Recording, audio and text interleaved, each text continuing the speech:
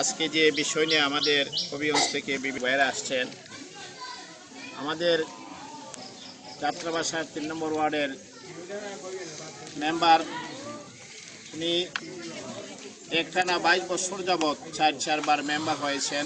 অত্যন্ত জনপ্রিয় ব্যক্তি এবং শুধু মেম্বার নয়, এলাকার সর্দার হিসেবে অনেক দিন উনি দায়িত্ব পালন করে আসছেন। ওনাকে চক্রান্তকারীরা প্ল্যান করে ওনাকে হত্যা করা হয়েছে। উনি ওনার পরিষদের চেয়ারম্যান হিসাবে উনি বারবার আমাকে বলতেন যে চেয়ারম্যান সাহেব, তারপরে আমি অফিসে আমাকে আপনি কোনো বিষয়ে বিচার পঞ্চায়েতের বিষয়ে আমাকে রাখবেন না, কারণ উনি একজন দক্ষ বিচারক হিসাবে যে কোনো বিষয়ে ওনাকে আমি রাখতাম বিচারের সহযোগিতা করার জন্য। উনি বলতেন যে আমার জানের নিরাপত্তার অভাব, যে কোনো সময় আমার উপরে তারা আক্রমণ করতে পারে, আমাকে মেরেও ফেলতে পারে, সেই জন্য সন্ধ্যার পরে আমি অফিসে আপনাকে সময় দিতে পারতাম না।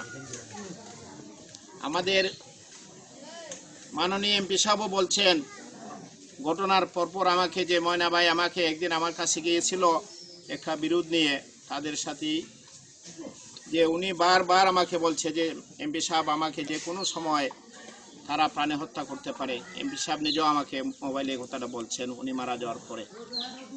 আমি এই ময়না ভাইয়ের খুনিদের দৃষ্টান্তমূলক শাস্তি চাই, ফাঁসি চাই। আমাদের ইউনিয়ন পরিষদের চেয়ারম্যান হিসাবে ইউনিয়ন পরিষদের আমাদের মেম্বার সাহেবরা আমরা সবাই ওনার ব্যাপারে প্রশাসনের বানিয়াচুঙ্গের বাংলাদেশ স্বাধীন হওয়ার পরে বিশেষ করে আমাদের 15 ইউনিয়নের মধ্যে 7টি ইউনিয়ন নিয়ে আমরা আমাদের এই সদর বানিয়াচুং, আমাদের বানিয়াচুঙ্গের বাংলাদেশ স্বাধীন হওয়ার পরে এই ধরনের ঘটনা হয় নাই। তারা শুধু খুনি না, তারা আসলে খারাপ প্রকৃতির লোক। কিছুক্ষণ আগে আমাদের যে মৌলী সাহেব, জমির মৌলী সাহেব বলছেন মন্নান উনি একজন ভূমিখুর। উনি ব্যক্তিগত জীবনে 5টা বিবাহ করছেন। ওনার একটা বহু এলাকায় এটা একটা কথা আছে যে উনি মেরে ওনাকে এই বাঁশের তীরের মধ্যে লটকাই রাখা হয়েছে। ওনার ছেলেরাও এবা ব্যবসার সাথে জড়িত, ইমদাদুল এবা ব্যবসার সাথে জড়িত এবং চোর। আমি কয়েকটা বিচার করছি, মন্দিরের রাস্তার মধ্যে মানুষে আটকাইয়া দিনে সন্ধ্যার সময় মানুষের কাছ থেকে পয়সা রাখছে, আমি থানায় মামলাও করাইছি। এরা আসলে খারাপ প্রকৃতির লোক।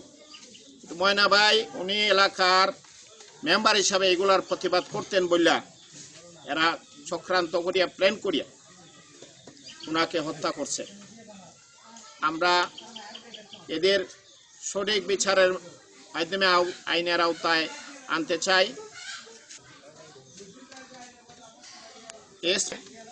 বিট পুলিশের একটা অফিস করার জন্য উনি আসছিলেন।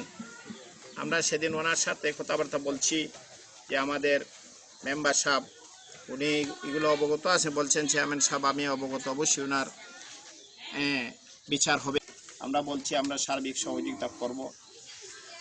একটি কথা বলতে হয়, তারা অনেকে বলছেন যে পুলিশের ভূমিকা। আমরা কিছুদিন আগে ধান কাটার মৌসুম, যারা আসামি তাদের কিছু জমি জমা আছে, তাদের ধান কাটার জন্য প্রশাসনের লোক উদ্গ্রীব হয়ে পড়েছে কিভাবে তারা নিরাপদে ধান কাটতে পারে।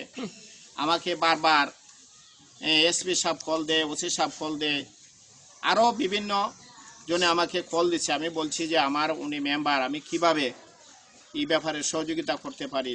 আমার মানে বাড়ির ছেলে বাবলুকে নিয়ে বারবার তারা বুঝাইছে যে তোমরা আসামি হওয়ার দরকার নাই, বাধা বিপত্তি করলে তোমরা আসামি হবে। তারপরে আমিও বিভিন্ন চিন্তা ভাবনা করে বাবলুকে বলছি যে তুমি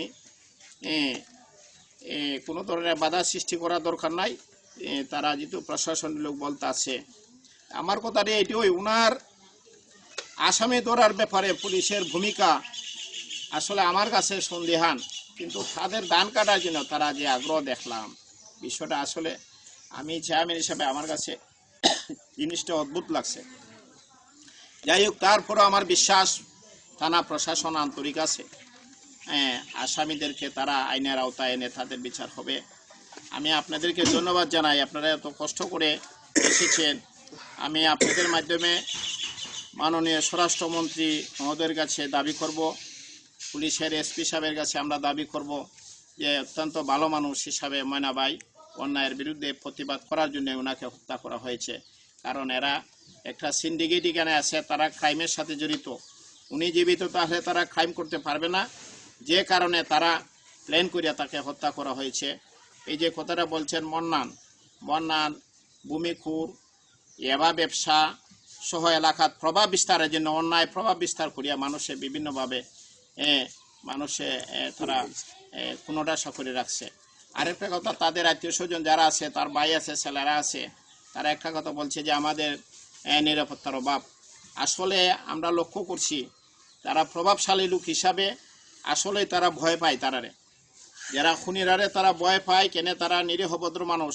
বাস্তব অর্থে আমরা দেখছি আমাদের এলাকায় এই খুন হওয়ার পরে যে পক্ষে খুন হওয়া, যে পক্ষে লোক মারা যায়, সাথে সাথে প্রতিপক্ষর বাড়িঘর ভাঙচুর, একটা আপনার এই যে জুতার যে সেন্ট্রাল কয়, একটা সেন্ট্রাল পর্যন্ত তাদের এই বাড়িতে তাহার কথা ছিল না। কিন্তু ময়না ভাই বাতিজা ছেলেরা এত ভদ্র, এখন পর্যন্ত তাদের একটা বালুকোনায় পর্যন্ত তারা টোকা লাগায় নাই। এই কথাটা ওসি সাহেব আমাকে বলছে, এই কথাটা স্বীকার করছে যে চেয়ারম্যান সাহেব, আমি কথাটা ওসি সাহেবের সাথে তার অনুপস্থিতিতে অনেক তর্ক বিতর্ক করছি যে আপনি যেভাবে বলছেন তারা দান তোলার জন্য, ময়না বাড়ির ছেলেরা তো এখন পর্যন্ত তারা কিছুর মধ্যে বাধা সৃষ্টি করে নাই। উনি বলছে চেয়ারম্যান সাহেব উনি ভালো, তার আত্মীয় স্বজন ভালো লোক, আমরা জানছি বিভিন্ন তথ্য নিয়ে, তবে এইটা না করাটাই ভালো।